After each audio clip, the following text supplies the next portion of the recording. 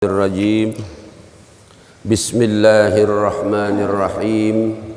Assalamualaikum warahmatullahi wabarakatuh.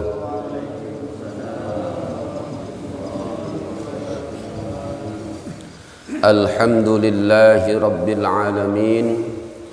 Assalatu wassalamu ala sayyidil anbiya'i wal mursalin wa ala alihi wa sahbihi ajma'in, amma ba'd. Yang sama-sama kita hormati imam masjid kita, khatib Bilal dan Gharim,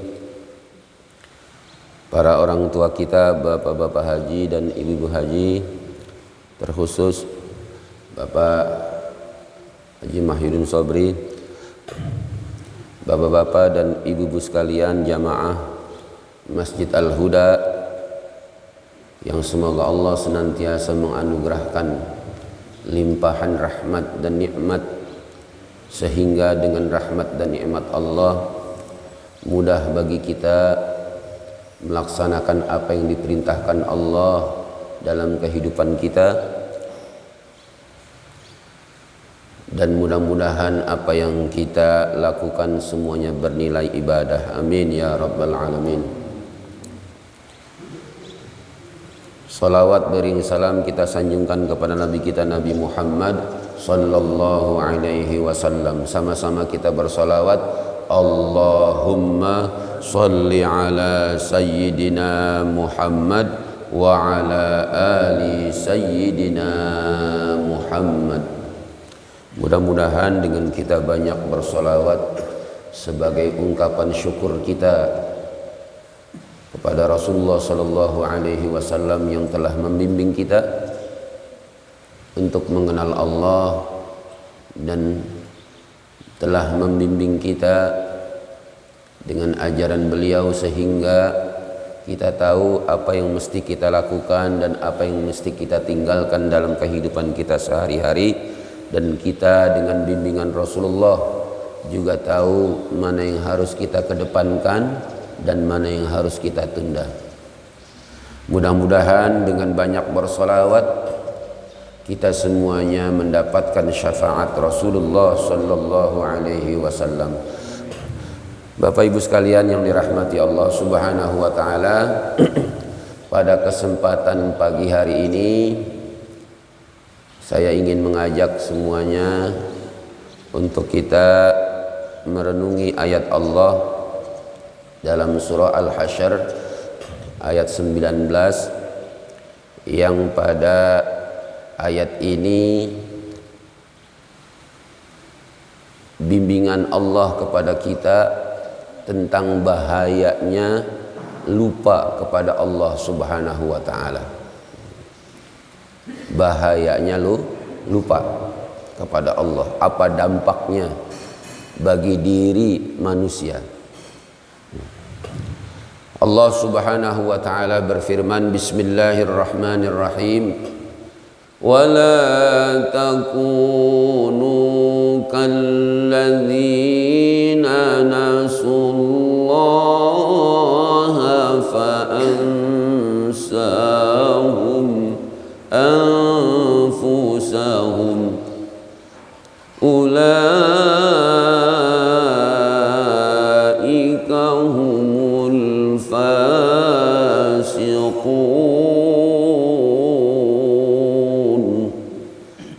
Wala, dan janganlah, takunu, kalian menjadi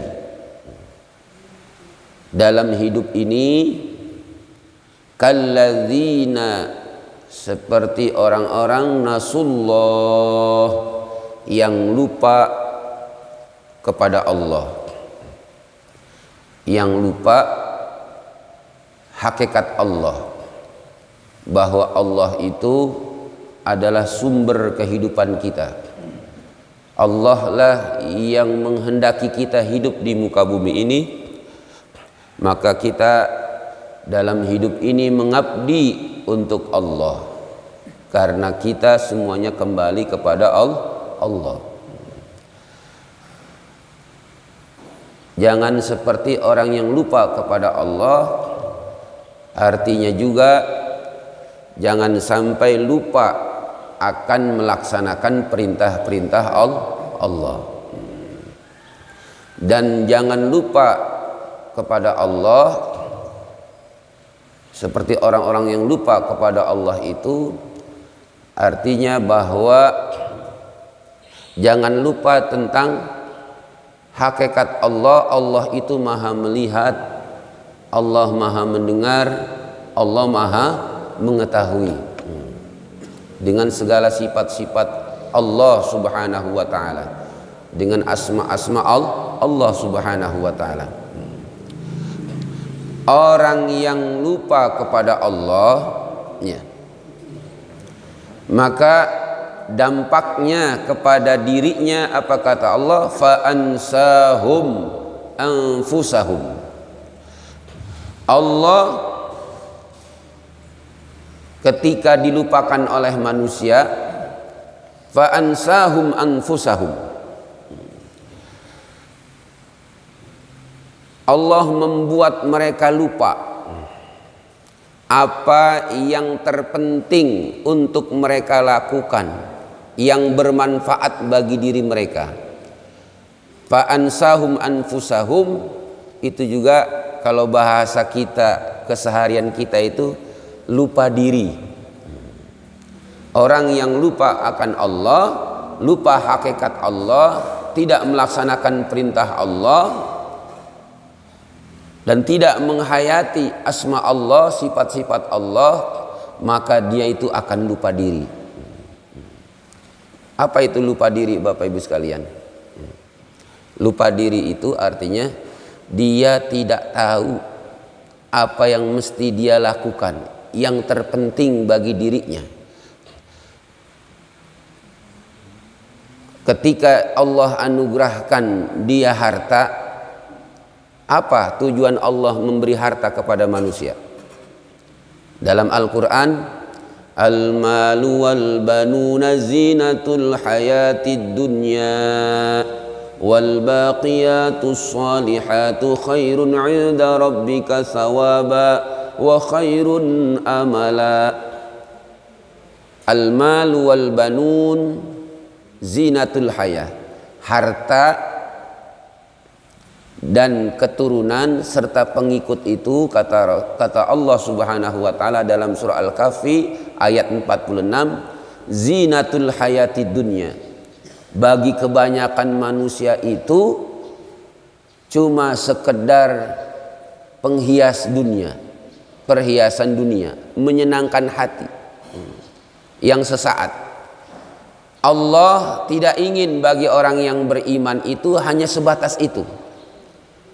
Ya, Allah bagi orang-orang yang beriman tidak mau harta dan anak serta pengikut itu dalam kehidupan kita yang kita cari, yang kita usahakan.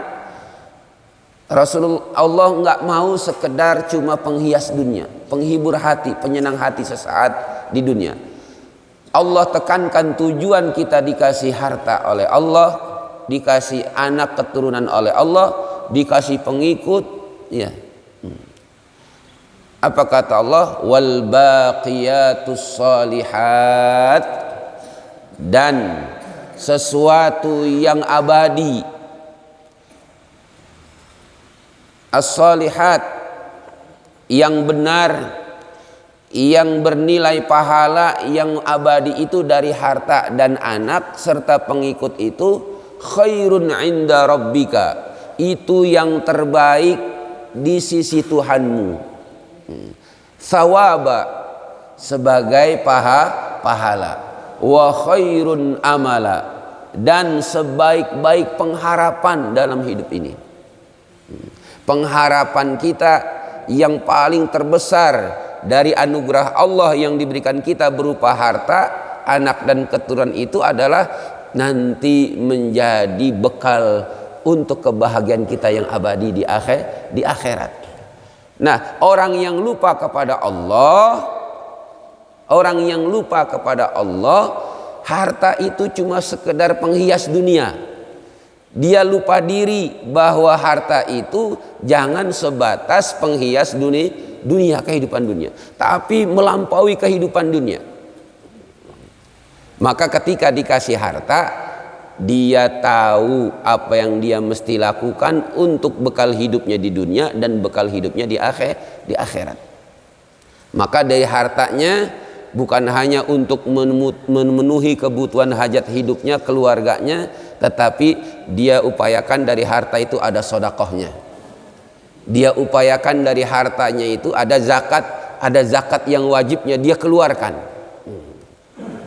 Karena dengan harta yang disedekahkan, dengan harta yang dizakatkan itu, dibersihkan itu, kemarin kita sudah bahas apa? Kalau dimakan harta yang sudah dizakatkan itu bukan hanya sekedar mengenyangkan perut, bukan hanya sekedar mencerdaskan otak, bukan hanya menyehatkan badan, tapi dia melembutkan hati. Mudah bagi orang yang memakan dari hartanya itu, yang telah dia cari dengan supaya itu, maka lembut hatinya, mudah dia mengamalkan ajaran Allah, mudah melaksanakan perintah Allah.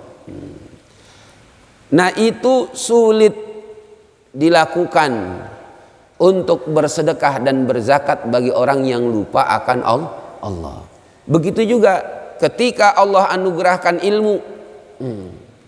Ketika Allah anugerahkan ilmu, apa tujuan ilmu dianugerahkan Allah kepada manusia?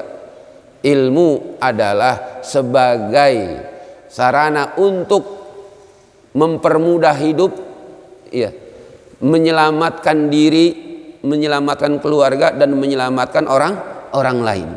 Itulah disebut ilmu yang bermanfaat. Maka orang yang lupa akan Allah, maka ilmu yang dianugerahkan kepadanya itu, maka ilmu tidak penyelamat bagi dirinya. Bahkan tidak jarang dengan ilmu yang dia raih itu, maka dia bisa menipu orang lain, merekayasa orang lain agar terperangkap dengannya. Dia hanya mengambil keuntungan semata dari ilmunya. Lihat, maka orang-orang yang lupa kepada Allah itu, dia tidak tahu apa yang dia mesti lakukan yang semestinya dari ilmu yang dianugerahkan Allah Subhanahu wa ta'ala, dan seterusnya. Maka Allah Subhanahu wa ta'ala pada ayat itu dilanjutkan, di ujung ayat itu apa? Ulaika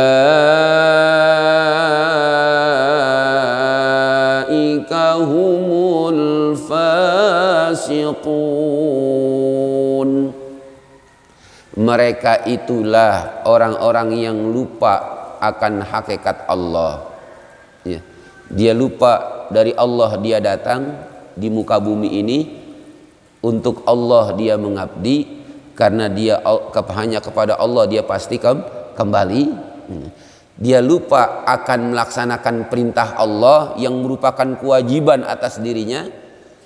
Dia lupa akan asma-asma Allah yang diajarkan Rasulullah, ya, yang dituntun oleh Allah dalam Al-Quran. Allah mengenalkan zatnya dalam Al-Quran kepada kita semuanya. Mereka lupa itu.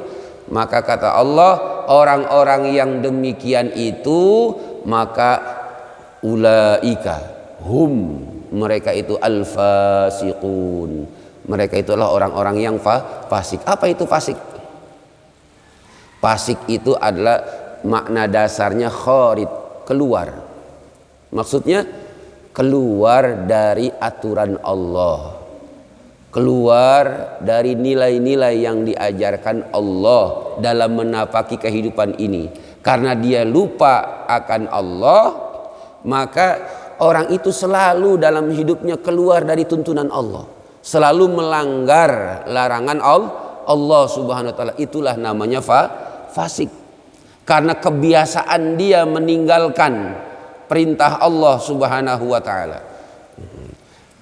Bapak-bapak dan ibu sekalian yang dirahmati Allah Subhanahu wa ta'ala, maka ayat berikutnya Allah Subhanahu wa ta'ala membimbing kita, la yastawi ashabun nari wa ashabul jannah.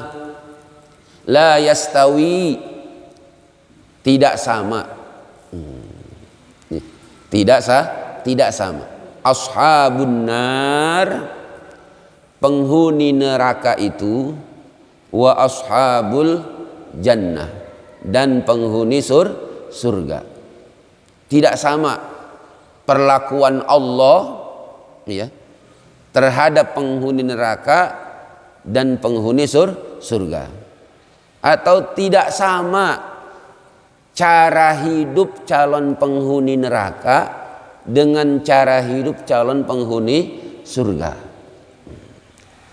Ini kaitannya dengan ayat sebelumnya tentang bekal hidup untuk akhirat. Kemudian Allah bimbing kita, yang harus kita tekankan supaya kita ini hidup ini terarah, terukur, supaya kita betul-betul semua apa yang kita lakukan ini bukan hanya untuk memenuhi hajat hidup kita di dunia, tapi bekal untuk kehidupan akhirat.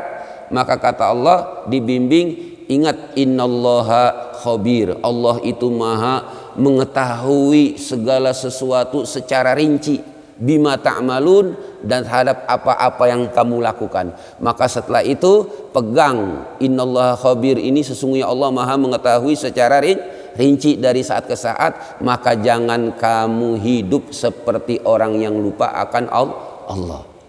Kalau lupa kepada Allah, nanti kamu jadi orang fasik, suka keluar dari ajaran Allah hidup ini, maunya ngikutin hawa nafsu saja. Maka Allah bimbing ayat berikutnya, maka tidak sama cara hidup calon penghuni neraka dengan cara hidup calon penghuni surga, enggak sama. Kalau calon penghuni surga itu ya subuh-subuh dia bangun, walaupun hujan seperti ini dia keluar dari rumahnya ke masjid, walaupun dingin, walaupun di bawah rintik-rintik hujan. Habis sholat subuh dia zikir, ya. Habis zikir terus dia gunakan, manfaatkan waktunya seperti ini buat pengajian. Maka orang-orang yang lupa kepada Allah, mereka berat melakukan ini. Susah untuk melakukan seperti ini. Calon penghuni surga kata Allah dan calon penghuni neraka beda cara hidupnya. Dia perjuangkan walaupun dingin-dingin keluar rumah, karena tujuan dia ingin menggapai surga. Supaya dengan sholat subuh, dengan dia berzikir, dengan dia mengaji, muzakarah ilmi, maka dia punya ruh, terjadi proses ya, perbaikan. Ruhnya akan penuh dengan nilai-nilai kebajikan. Maka dengan nilai kebajikan, banyaknya pahala, diharapkan dia mudah hidupnya terarah di hari ini. Makanya dia maksimalkan supaya dia bangun untuk sholat subuh, melaksanakan zikir, kemudian dia mengaji. Susah bagi orang-orang yang lupa kepada Allah Subhanahu wa ta'ala. Orang yang ingat kepada Allah juga melihat orang-orang, lihat orang-orang yang ingat kepada Allah, melihat orang yang lupa kepada Allah, merasa heran. Kok orang-orang pergi ke sholat subuh, kok dia malah lari-lari, ya, olahraga ke sono. Lihat tuh. Bahkan yang lebih dahsyat lagi, orang-orang bangun subuh dia ke masjid, malah ada yang ke laut. Lihat tuh. Orang-orang yang tidak lupa kepada Allah, ingat kepada Allah, dia tahu kepentingannya, heran melihat seperti itu. Sama orang-orang yang lupa kepada Allah juga ngelihat orang-orang yang bersungguh-sungguh berada di jalan Allah, mencari bekal hidupnya buat akhirat itu, juga heran. Loh, orang enak-enak olahraga dia pada di masjid aja, kan gitu. Itu cara pandang yang berbeda. Kenapa? Ada dua jalur. Maka kata Allah, kita disuruh milih, mau menjalani hidup cara hidup calon penghuni surga, apa mau melakoni hidup seperti calon penghuni surga. Kita dibebaskan oleh Allah untuk memilih. Kita bebas memilih. Silahkan mau pilih yang mana. Kalau engkau lupa kepada Allah, dampaknya jadi lupa diri. Kalau engkau ingat kepada Allah, yakin dengan apa yang disampaikan Allah dalam Al-Quran, ingat, kamu menjadi tahu apa yang mesti kamu lakukan, apa yang paling bermanfaat bagi diri kamu. Ini ayat Allah Subhanahu wa ta'ala bagi kita untuk menjadi pegangan hidup, karena dampaknya sangat dahsyat, sangat berbahaya bagi orang yang hidupnya lupa akan Allah, karena dia akan menjadi lupa diri. Maka Allah, Bapak Ibu sekalian, di ujung ayat itu menekankan ashabul jannah, penghuni surga itu dan calon penghuni surga itu, humul faizun, mereka itulah yang pemenang sesungguhnya dalam hidup ini, ya. Pemenang sesungguhnya dalam hidup ini. Di pagi-pagi seperti ini, orang-orang yang beriman, dia melaksanakan perintah Allah, ya, dia mendekatkan diri kepada Allah, dia usahakan sampai terbit matahari seperti Rasulullah SAW. Kenapa? Karena dia ingin ruhnya sehat, jiwanya sehat. Dia kedepankan ruh yang sehat, membentuk ruh yang sehat. Orang-orang yang lupa akan Allah, maka mereka itu mementingkan jasad yang sehat, ya, jasad yang sehat. Maka dia pagi-pagi keliling olahraga, begitu. Kenapa? Karena yang dia kedepankan jasad yang sehat. Orang yang beriman mengedepankan ruh yang sehat. Dan dia berupaya apa? Biar saya olahraga setelah terbit matahari. Karena olahraga kalau udah ada terbit matahari, insya Allah lebih sehat. Itu yang dilakukan Rasulullah. Maka Rasulullah itu berzikir sampai terbit matahari. Kenapa? Yang kita utamakan ruh yang sehat. Maka dari ruh yang sehat ini, maka insya Allah akan terbentuk jasad yang sehat. Di dalam jiwa yang sehat akan tumbuh raga dan jasad yang sehat. Tapi belum tentu dari jasad yang sehat itu akan melahirkan ruh yang sehat. Lihat Bapak Ibu sekalian, tuh banyak orang yang akalnya hilang, ya. Mereka jasadnya kadang-kadang lebih sehat dari kita. Makan apa aja nggak kena penyakit. Lihat orang gila, iya, itu jasadnya sehat, tapi ruhnya tidak sehat. Tapi orang yang ruhnya sehat, lihat tuh, orang yang ruhnya sehat itu membuat raganya kuat. Contoh apa? Di pagi seperti ini, walaupun dalam keadaan dingin, dia kuatkan untuk melangkah ke masjid. Dari ruh yang sehat itu, lihat, ruh yang sehat membuat raganya terhormat. Walaupun dia udah tua, ya, karena ruhnya sehat, rajin ibadah, orang sama dia cium tangan. Iya, udah tua, rambut udah memutih, atau bahkan jalan udah mulai bongkok, tapi karena dia rajin ibadah, lembut hatinya, lihat. Orang, berapa banyak orang ketemu sama dia cium tangan karena menghormati dirinya. Tapi berapa banyak orang yang tegap badannya, iya. Tapi berapa banyak orang menghindar darinya. Makanya orang-orang beriman itu memandang keduanya sama. Kita antara ruh dan jasad kita mandang sama, dan kita kedepankan kesehatan ruh.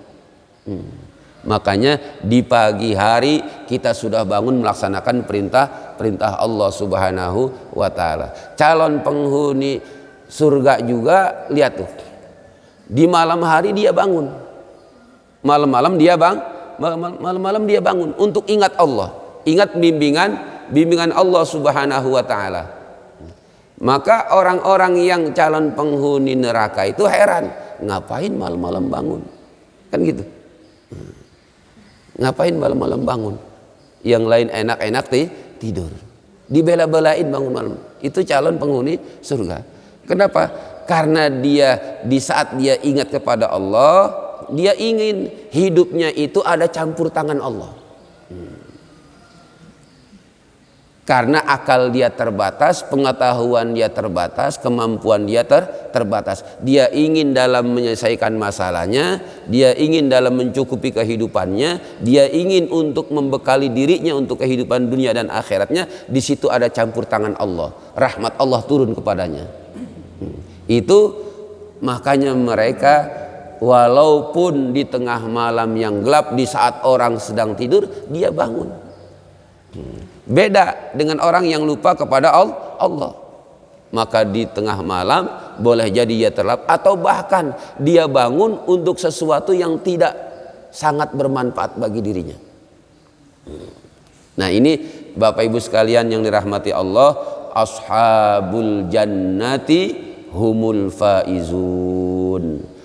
Lihat, calon dan penghuni surga itulah, kata Allah, itulah pemenang yang sesungguhnya. Nah, Bapak Ibu sekalian yang dirahmati Allah Subhanahu wa taala, maka pada ayat berikutnya di ujung itu Allah membimbing kita bagaimana supaya nggak lupa diri, supaya ingat Allah. Apa kata Allah? Lau anzalna hadzal Qur'an, kalau seandainya kami turunkan Quran ini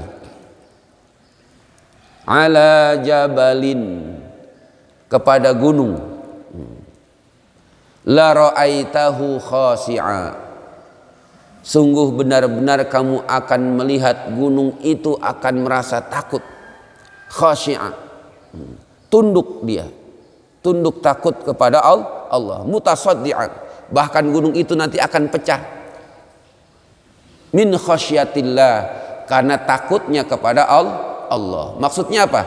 Gunung kalau diberi potensi seperti Allah memberi potensi kepada manusia, dikasih panca indera, dikasih hati, dikasih akal, dikasih pikiran, kemudian diturunkan Al-Quran itu kepada gunung, maka gunung itu akan merasa takut kepada Allah. Karena gunung itu dia akan mengerti bahwa alam jagat raya ini adalah ciptaan Allah, dan gunung itu diciptakan oleh Allah dan dikehendaki oleh Allah untuk ada di muka bumi ini, ya. Dan gunung itu yakin akan kembali kepada Allah, diminta pertanggungjawabannya kepada Allah, maka gunung itu akan pecah, merasa takut kepada Allah. Wa tilkal amsalu nadribuha linnas, itulah kata Allah, kami berikan perumpamaan kepada manusia, la'allahum yatafakkarun, supaya mereka itu menjadi terus menerus berpikir. Maka ini ayat Al-Quran resep bagi manusia yang beriman supaya tidak lupa kepada Allah. Maka bukalah Al-Quran, ya, baca Al-Quran, tadaburi Al-Quran, pahami Al-Quran, pelajari Al-Quran, gali di situ. Maka kalau orang yang menghayati Al-Quran, mempelajari Al-Quran, mentadaburi Al-Quran, maka dia terhindar dari kelupaannya kepada Allah Subhanahu wa ta'ala. Itulah Bapak Ibu sekalian yang dirahmati Allah Subhanahu wa ta'ala. Semoga ada manfaatnya. Silahkan kalau ada yang mau ditanyakan.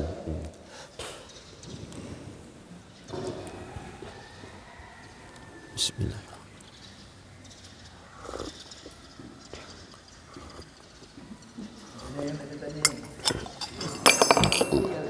Ya. Ya.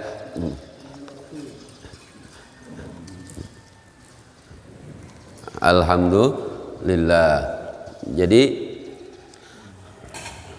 dampaknya sangat berbahaya di saat seseorang hidup ini lupa kepada Allah Subhanahu wa ta'ala. Makanya Bapak Ibu sekalian, kalau orang ingin ingat kepada Allah, kayak tadi kita Habis sholat kita teruskan dengan kita berzikir. Dibaca tadi berapa? La ilaha illallah wahdahu la syarikalah lahul mulku wa lahul hamdu yuhyi wa yumitu wa huwa ala kulli syai'in qadir. Kita baca 10 kali. Ya. Ketika di saat itu dibaca 10 kali habis sholat subuh, maka dampaknya apa kepada diri kita? Dalam hadis riwayat Muslim itu dapat 10 kebaikan. Dalam riwayat Imam At-Tirmidzi 100 kebaikan. Karena satu dibalas 10. Jadi baca itu pertama kita dapat 100 kebaikan. Akan dihapuskan 100 keburukan. Artinya apa? Bekal kebaikan di ruh kita, ya, di jiwa kita, untuk kita ringan melaksanakan amal soleh berikutnya, itu udah punya modal. Kemudian dia baca itu 10 kali, manfaatnya apa kata Rasul? Maka di hari itu dia akan dilindungi oleh Allah dari tipu daya syaitan. Itu bekal hidup. Jadi kalau orang ingat kepada Allah, dia terbimbing. Kenapa? Dia baca itu saja, dia udah mendapat 100 kebaikan buat bekal hidup di hari ini. Dia udah mendapat ringan dari dosa-dosanya, dihapuskan 100 dosanya. Dan dia dapat perlindungan dari Allah. Maka itu udah menjadi modal dasar bagi kita untuk hidup hari ini, untuk bisa lebih baik. Baca lagi Allahumma ajirna minan nar, Allahumma ajirna minan nar. Berapa kali? Kita baca 7 kali. Maka barang siapa kata Rasul yang baca itu Allahumma ajirni minan nar kalau sendiri, Allahumma ajirna minan nar kalau rame-rame, maka di hari itu kalau dia meninggal dunia, maka dia terlindung dari api neraka. Kita baca apa lagi? Tadi kita baca subhanallah, subhanallah, subhanallah berapa kali? 33 kali. Alhamdulillah, alhamdulillah, alhamdulillah 33 kali. Allahu akbar, Allahu akbar 33 kali. Disempurnakan dengan la ilaha illallah wahdahu la syarika lahul mulku wa lahul hamdu yuhyi wa yumitu wa huwa ala kulli syai'in qadir 1 kali. Apa kata Rasul? Siapa yang membaca subhanallah 33 kali, alhamdulillah 33 kali, Allahu akbar 33 kali disempurnakan dengan la ilaha illallah wahdahu la syarikalah tadi, maka Allah akan hapuskan dosanya walaupun seperti buih di lautan banyaknya. Itu penting gak bagi kita? Lihat. Tapi sebegitu pentingnya ya untuk menghapuskan dosa, berapa banyak orang yang lalai habis sholat meninggalkan itu. Kita menggugurkan dosa dengan sedekah, belum tentu kita hari ini bisa bersedekah. Iya kan? Lihat.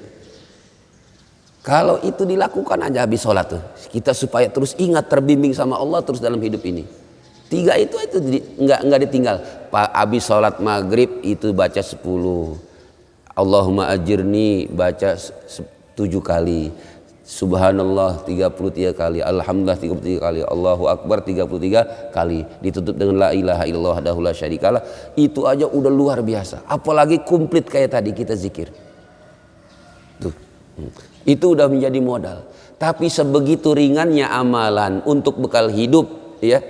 Berapa banyak orang yang meninggalkan. Kenapa mereka tinggalkan? Pertama, boleh jadi mereka nggak tahu keutamaannya. Ya. Yang kedua, karena mereka tidak membiasakan diri. Tidak membiasakan diri. Apalagi kita zikirnya bukan sendiri-sendiri, maka bareng-bareng. Iya. Orang zikir yang bareng-bareng itu apa kata Rasulullah dalam hadis riwayat Imam Bukhari? Man zakarani fi malain zakartuhu fi malain khairun minhum. Barang siapa yang mengingatku, berzikir, mengingatku dalam satu majlis. Kalau dalam satu majlis berarti rame-rame apa sendiri? Rame-rame. Tuh, rame-rame. Apa kata Allah dalam hadis qudsi itu? Zakartuhu fi malain khairun minhu. Maka aku sebut-sebut dia. Aku bangga-banggakan dia fi malain, pada satu majlis khairun, yang lebih baik dari majlis mereka. Yang lebih baik dari majelis orang berzikir itu majelis siapa? Majelisnya para malaikat. Jadi orang yang berzikir bareng-bareng, model kayak kita misal habis sholat tadi berzikir bareng-bareng, atau ada orang berzikir tahlil bareng-bareng, doa bareng-bareng, apa kata Allah? Allah akan bangga-banggakan dia di satu majelis yang lebih mulia daripada majelisnya, yaitu majelisnya para malaikat. Karena malaikat itu makhluk yang taat dan tidak pernah bermaksiat kepada Allah. Wahai para malaikat, dulu engkau menduga bahwa ketika aku ciptakan manusia, mereka akan terus menerus, lihat, saling membunuh satu sama lainnya, bertengkar, ya, mengalirkan darah. Tapi lihat, itu hamba-hambaku, mereka mengingatku. Begitu, itu bangga-banggakan. Itu bedanya orang berzikir sendiri-sendiri dengan orang yang berzikir bersama-sama.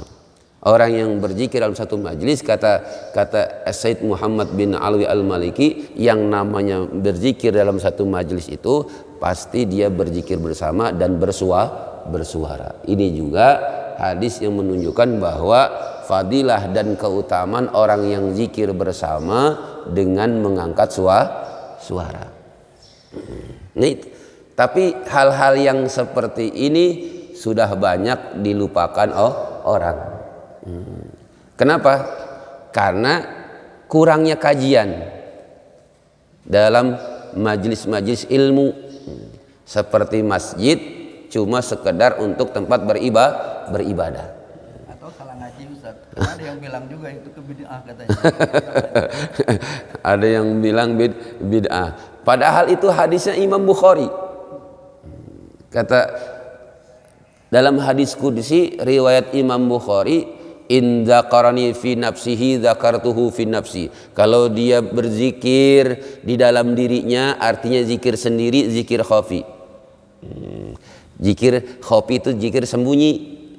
Ketika habis sholat misalnya, subhanallah, sendiri aja, subhanallah, subhanallah, alhamdulillah. Itu namanya zikir in dzakarani fi nafsihi. Kalau dia mengingatku dalam dirinya. Zakartuhu fi nafsi, kata Allah, aku akan ingat dia dalam diriku.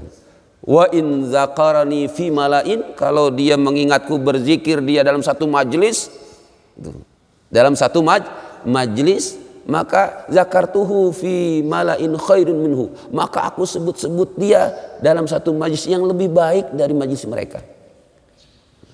Nah, itu hadis riwayat Imam Bukhari. Itu menguatkan kita. Maka jangan merasa khawatir atau merasa minder karena ada omongan orang berbicara bahwa zikir bersama, zikir bersuara itu tadi kata Pak Haji dibilang bid'ah. Enggak. Itu hadisnya jelas. Hadis riwayat Imam Bukhari. Makanya kalau baca hadis, baca keterangannya. Said Muhammad bin Alwi Al-Maliki menjelaskan, namanya orang berzikir dalam satu majlis, ya, itu pasti zikirnya berbareng dan zikirnya mengeluarkan suara. Dan itu Allah puji. Ada nilai plusnya. Bukan hanya diingat Allah dalam zatnya, tapi juga dibangga-banggakan pada majlis yang lebih mulia, yaitu majlis malaikat. Nah, makanya apa yang kita lakukan sehari-hari ya di masyarakat kita itu seperti itu. Terus lagi, ini perlu saya tekankan. Lihat, zikir bersama itu, lihat dalam surah Ghafir ayat 7, alladzina yahmiluna al-arsya wa man haulahu yusabbihuna bihamdi rabbihim wa yu'minuna bihi wa yastaghfiruna lilladzina amanu rabbana wasi'ta kulla syai'ir rahmatan wa ilma. Coba buka surah Ghafir ayat 7.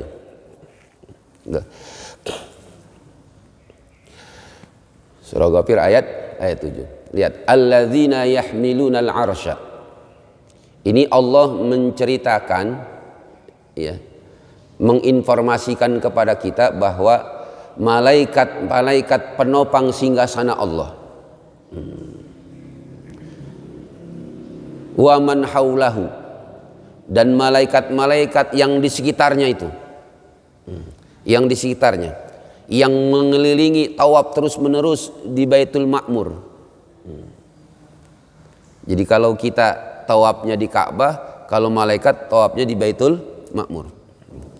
Yusabbihuna bihamdi rabbihim, mereka itu senantiasa yusabbihuna, bertasbih, memuji Tuhan mereka. Wa yu'minuna bihi, dan mereka itu beriman kepada Allah. Bagaimana mereka tidak beriman? Ya, sehingga sananya mereka topang dan mereka terus tawaf, dan dari situlah mereka menyaksikan alam jagat raya ini yang Allah ciptakan. Terus apa? Wa yastaghfiruna lilladzina amanu, dan mereka itu senantiasa terus menerus memohonkan ampun kepada Allah untuk orang-orang yang beriman. Tuh. Apa yang kita ambil dari sini? Bapak Ibu sekalian, yang kita ambil di ayat ini seperti disampaikan oleh Imam At-Tabari, kalau mau berdoa, nih, kalau mau berdoa, contohlah itu malaikat. Contohlah malaikat. Apa itu? Itu malaikat sebelum mendoakan orang-orang yang beriman, pertama apa? Yahmilunal arsya wa man haulahu. Jadi mereka menopang singgasana Allah dan mereka sekelilingnya itu tawaf terus menerus. Artinya apa? Laksanakan perintah Allah sebelum berdoa. Mantapkan kita taat kepada Allah. Terus apa? Yusabbihuna bihamdi rabbihim, mereka terus menerus bertasbih, memuji dan mensucikan Allah dengan memuji Tuhan mereka. Apa itu?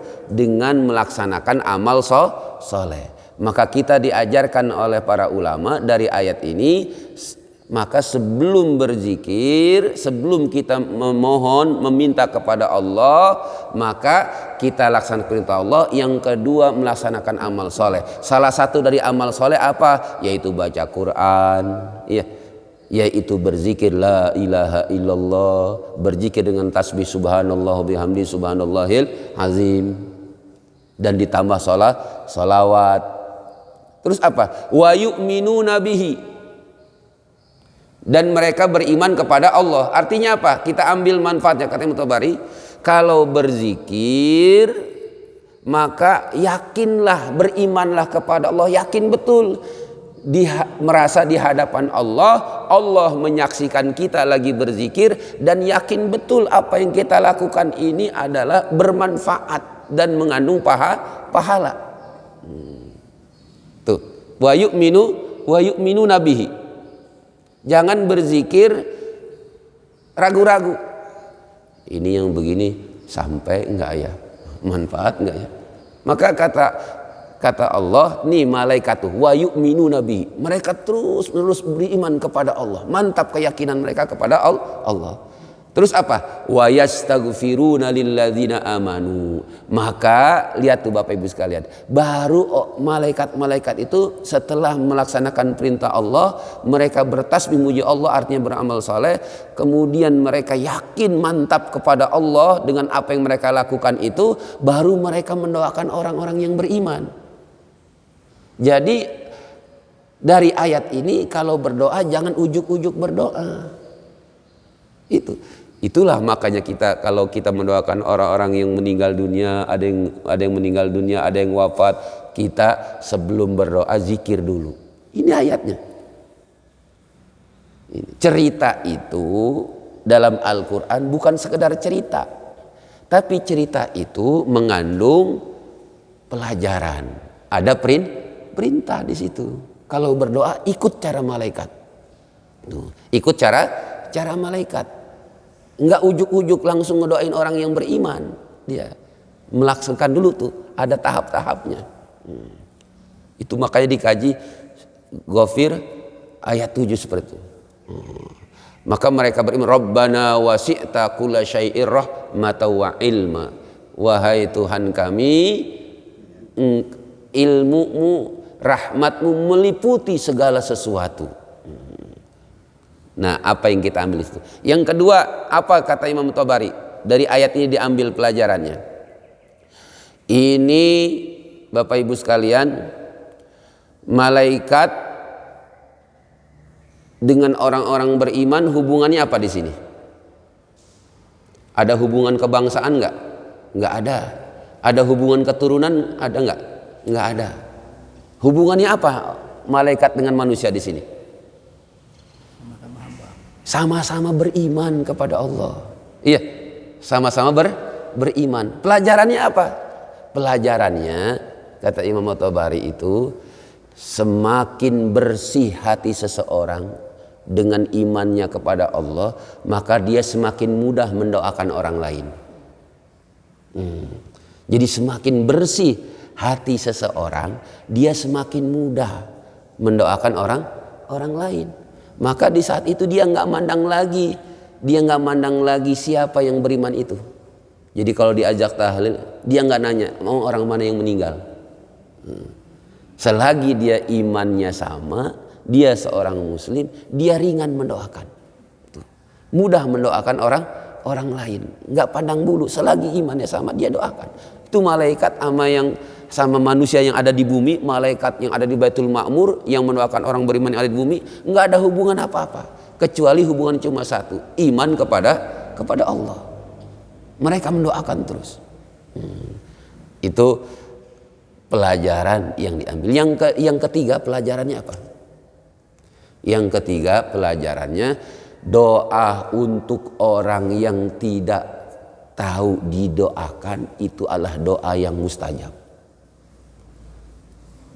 Lihat kata Rasul, ad-du'a'u an zahril ghaibi mustajabun. Doa untuk orang yang tidak kelihatan, dia nggak tahu kalau didoakan, itu doa mustajab. Wa alaihi malakun, di atas orang yang mendoakan orang yang nggak kelihatan itu, yang dia tidak tahu didoakan, maka di alaihi malakun, di atasnya ada malaikat.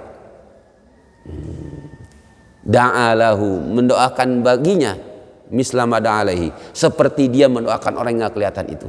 Lihat, malaikat mendoakan orang yang beriman. Orang beriman nggak tahu kalau didoakan. Makanya dari ayat ini Rasulullah menyampaikan begitu, bahwa doa untuk orang nggak kelihatan itu mustajab. Suami ketika di kantor atau suami ketika di pasar, ke suami di luar rumah, istrinya di rumah mendoakan, itu doa mustajab. Anak lagi belajar di mana-mana, ada yang misalnya ada yang di Jakarta, ada yang di Padang, ada yang di Palembang, di mana saja, di rumahnya orang tua mendoakan, itu doa mustajab. Begitu juga anaknya dari jauh mendoakan orang tuanya, sama-sama tidak tahu, itu doa mustajab. Orang yang meninggal dunia, ya, orang yang meninggal dunia dan orang yang ada di dunia ini, lihat, itu beda alam. Seperti malaikat yang ada di aras sana dengan orang yang ada di muka bumi ini, itu beda alam. Maka sama-sama tidak tahu itu. Sama seperti kita mendoakan orang yang meninggal dunia tuh, beda alam. Maka juga itu termasuk doa yang mustajab. Makanya kita itu kalau enggak mendoakan keluarga kita yang meninggal, rasanya kurang betul. Kenapa? Karena begitu. Itu kesempatan mendapatkan doa yang mustajab. Nah, jadi Bapak Ibu sekalian, apa yang kita lakukan itu bersumber dari Al-Quran. Dan itu sudah dicontohkan oleh Allah, apa yang dilakukan oleh malaikat untuk ditiru oleh manusia yang beriman. Jadi cerita dalam Al-Quran bukan secerita, bukan sekedar cerita, tapi di situ mengandung pelajaran dan mengandung perintah. Sebelum berdoa ada sesuatu yang mesti dilakukan supaya doanya mustajab. Nah, itulah orang yang tidak lupa kepada Allah. Nah, demikian Bapak Ibu sekalian, sebagai penguatan dari apa yang kita lakukan, itu semuanya betul-betul yang diajarkan ulama tidak keluar dari jalur apa yang diajarkan Allah dalam Al-Qur'anul Karim. Semoga ada manfaatnya. Subhanakallahumma wa bihamdik asyhadu an la ilaha illa anta astaghfiruka wa atubu ilaih. Sama-sama kita bersalawat. Allahumma salli ala Muhammad ya Rabbi salli alaihi wa sallim. Allahumma salli ala Muhammad ya Rabbi salli alaihi wa sallim. Allahumma salli ala Muhammad ya Rabbi salli alaihi wa sallim. Allahumma salli wa sallim wa barik alaihi. Assalamualaikum warahmatullahi wabarakatuh. Ya, ayo Bapak Ibu sekalian, kita sholat isyraq.